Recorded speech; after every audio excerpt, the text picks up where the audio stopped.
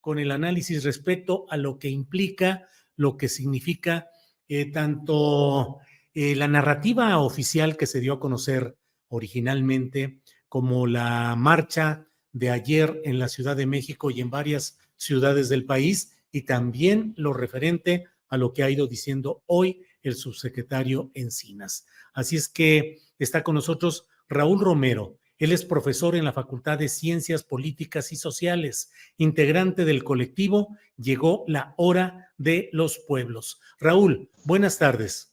¿Qué tal, Julio? Buenas tardes, ¿cómo estás? Un gusto saludarte a ti y a tu auditorio. El gusto es mío, Raúl, muchas gracias. Raúl, recurrimos a tu voz y a tu opinión, que luego leemos en redes sociales, aparte de otras publicaciones, pero ¿cuál es el análisis que tienes respecto a lo que estamos, cuál es la hora que estamos viviendo en este momento en relación con el tema Ayotzinapa, la narrativa que dio a conocer el gobierno federal, la marcha de ayer y el informe que ha rendido hoy, hace unos minutos terminó esa reunión con el subsecretario Encinas? ¿Cómo definir la hora política y social en la que estamos hoy, Raúl? Muchas gracias, Julio. Mira, yo justo estos días publiqué el día de ayer un artículo que tiene que ver con lo que significa Ayotzinapa para México en su historia reciente. El crimen de Estado de Ayotzinapa y la movilización social que se generó como respuesta a ese crimen marcan un antes y un después para la sociedad mexicana. Marcan un momento de hartazgo que es un quiebre que permite articular distintas exigencias. Recordemos, 2014 estábamos en un clima de movilización social, veníamos del Movimiento por la Paz con Justicia y Dignidad en 2011, veníamos de Movimiento Juvenil Yo Soy 132 en 2012, y en 2014 ese malestar de las víctimas frente a la guerra y las violencias en México, que se combinó con ese malestar de las juventudes por un país más democrático, cuestionando a los medios de comunicación y al régimen en su conjunto, encontró una exigencia lamentable, que fue el crimen de la desaparición forzada de los 43 estudiantes de Chinapa y el asesinato de otros 3.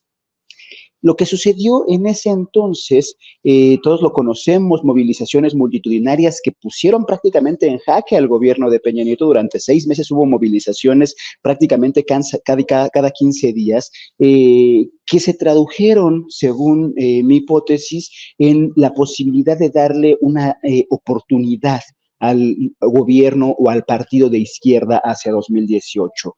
En 2018, el presidente López Obrador, bueno, todavía como candidato hacia 2017-2018, toma la causa de Ayotzinapa como una de sus principales y una de las promesas de verdad y justicia, y también como una de las posibilidades para comenzar a revisar el programa o el plan de seguridad. ¿Qué sucede hoy? 4 años después, prácticamente, no han encontrado a los 43 estudiantes de Ayotzinapa, no se está garantizando justicia de manera general. Ojo, aquí hay una problemática que hay que observar con detalle: el que determinado número de personas que estén en la cárcel, que pertenecen al ejército, no significa que se está investigando y procesando a la estructura militar en su conjunto. No podemos aislar casos y decir que solo determinados nombres, determinadas personas sean responsables, sino revisar el conjunto de la estructura militar, cuando hoy sabemos que se hacían trabajos de contrainsurgencia, cuando hoy sabemos que se hacía espionaje, cuando hoy sabemos que había espías directamente del ejército, en el caso de Ayotzinapa, entre los estudiantes. No se puede pensar que es solamente deteniendo a 12, a 15 con distintos mandos militares será ya una cosa que nos garantice verdad, justicia. Peor aún, si combinamos lo que sucede en el caso de Ayotzinapa con lo que sucede con la Comisión de la Verdad y la Memoria para los Crímenes del Pasado, lo que nos estamos enfrentando es un ejército como estructura, un ejército intocable, un ejército como una especie de suprapoder por encima incluso de los poderes civiles, por encima incluso del propio poder presidencial, no solo que no está respondiendo a las exigencias que se le hacen de memoria, de verdad y de justicia, sino que además está dictando agenda y confrontando a la propia sociedad civil y a la propia movimiento social, y sobre todo a las víctimas que están exigiendo la presentación con vida de sus hijos. Nos enfrentamos, pues, a un momento de desesperanza lo veíamos ayer en la movilización, a un sentimiento de traición por muchas organizaciones que decían, me lo decía ayer una de las personas que marchaba, yo voté por Andrés Manuel López Obrador por el caso Ayotzinapa, porque nos estaba proponiendo garantizar justicia y saber qué habían pasado por los 43 muchachos. Hoy me siento desesperado, me siento frustrado porque no han encontrado a esos 43 muchachos y peor aún, el presidente está empleando un discurso de confrontación contra las asesores de las familias, que al mismo tiempo es un discurso de confrontación contra las familias. Creo que ese es el momento político que ayer vimos en parte de la movilización y parte de los pendientes, de las preocupaciones graves que nos dejan el día de hoy, Julio. ¿Cuál podría ser la explicación de fondo de una postura así del presidente de la República, el presidente con la mayor legitimidad electoral, un presidente con una cuantía de votos a su favor impresionante y con una fuerza política que se mantiene en la popularidad en encuestas de opinión, pero llegado al punto del poder militar es donde parecerían cambiar las cosas? ¿Qué explicaría? ¿Cuál sería la explicación de fondo de esa conducta del presidente de la República, Raúl? Mira, Julio, hay distintas hipótesis entre periodistas, académicos. Se habla de la necesidad de mantener al ejército como un aliado fuerte frente a las amenazas de posibles golpes de Estado por las derechas o implementadas directamente por Estados Unidos, ¿no?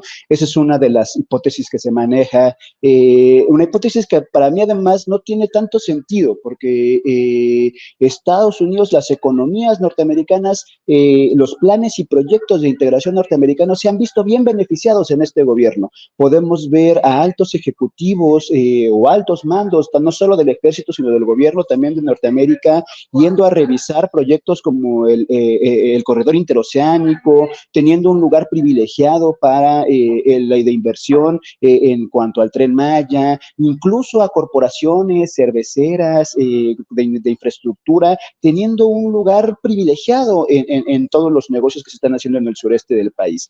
Sucede lo mismo con las burguesías nacionales, con los sectores económicos. Se han visto muy bien beneficiados, a pesar de que de manera positiva se ha impulsado un cobro el pago de impuestos, que me parece muy positivo y que se puede redistribuir en la política pública. Siguen viéndose beneficiados estos actores que también incluso presumen de su amistad y de su alianza con el presidente. Y el ejército que hemos visto también en estos últimos años un favorecimiento no solo político, sino también económico y territorial, ¿no? Esta idea de entregarles la administración de proyectos como el del Tren Maya, del aeropuerto de Santa Lucía, del corredor interoceánico, de la construcción de bancos, de la siembra para árboles, para Sembrando Vida, ¿no? La administración, el cuidado de las vacunas, el cuidado incluso también de todas las petroleras y las gasolineras por el tema del huachicol. Los vemos ahí como una fuerza, como un aparato reforzado, como un aparato que tiene cada vez mayor peso político, económico, territorial, y una de las hipótesis que podría sostenerse ahí es el de reforzar el ejército frente al crimen organizado. Sin embargo, justo lo que estamos viendo es que no garantizar memoria, verdad y justicia, que no garantizar esta transparencia, de no garantizar que el ejército aclare los vínculos que tiene y ha tenido con distintos grupos criminales, como ahora se puede constatar en el caso de Guerrero, pero que también podemos constatar en el caso de Chiapas, como también podemos constatar en otros estados de la República. Es lo que nos aterroriza, ¿no? Si el ejército, según esta hipótesis, el ejército tendría que ser el aliado principal del presidente para confrontar el crimen organizado, lo que no estamos viendo es que el ejército, probado ya, ha tenido vínculos serios con el crimen organizado, con las economías criminales, y ahí como institución, insisto, como aparato de Estado, no solo como personas aisladas, no han sido investigados y procesados para lograr garantizar esta reforma que también se necesita dentro del aparato del ejército. Raúl, no sé si alcanzaste a escuchar algo de lo que informó hoy el subsecretario Encinas en su informe de la comisión que él preside. Está el choque entre la postura de los padres y madres de los 43, de sus asesores legales, representantes legales, quienes dicen que hay una versión del gobierno federal que es parecida a la verdad histórica murillista y peñista. Hoy el subsecretario Encinas pues hizo una serie de puntualizaciones, pero no sé qué te parezcan suficientes, insuficientes. Se remonta a esa idea de una similitud con la verdad histórica peñista o se mantienen algunas similitudes. Raúl.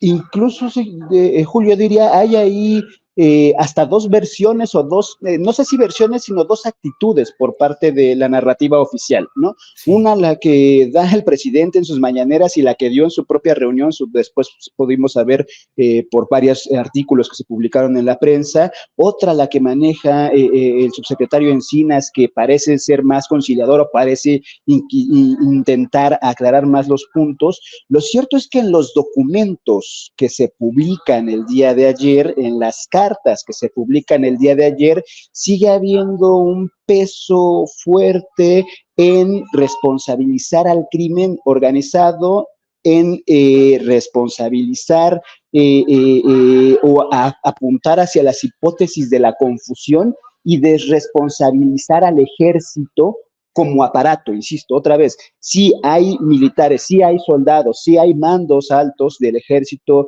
siendo investigados y procesados, pero no está la investigación, por ejemplo, del caso de la contrainsurgencia, como una de las investigaciones que podrían tener ahí otra hipótesis de salida. No hay una investigación de fondo de los vínculos directos de crimen organizado, no solo con sectores de gobierno, sino también con el batallón que está en la región, que pudiera también ayudarnos a descifrar más abiertamente, insisto, la estructura militar y no solamente algunos soldados o algunos mandos. Me parece que sí, efectivamente, tanto los padres como sus asesores tienen razón en decir, hay ahí elementos, algunos distintos, pero sí la mayoría que apuntan a reforzar ese argumento de la verdad histórica. Bien, Raúl Romero. Pues Raúl, te agradezco mucho la posibilidad de platicar, el análisis que has compartido con nosotros y a reserva de lo que desees agregar, yo te doy como siempre las gracias por esta posibilidad de platicar. Muchas gracias, Julio. Solo reiterar la importancia de los informes del GIEI. Ahí hay informes elaborados científicamente, elaborados con personal autónomo, elaborados con investigadores e investigadoras independientes de talla internacional que nos dan muchos elementos para sostener lo que están sosteniendo los padres versus sí, como alternativa a la verdad o a la versión que nos ofrece el gobierno federal, que no es ni autónoma ni nos están diciendo cómo se llegó a esa conclusión directamente, ¿no? Me parece que hay ahí una confrontación de un relato contra una investigación científica que ha sido no solo aprobada y aceptada por los padres, sino que también tiene un reconocimiento internacional. Muy bien, pues Raúl, muchas gracias, seguiremos en contacto y por lo pronto, muchas gracias. Un saludo, Julio, muchas gracias a tu auditorio.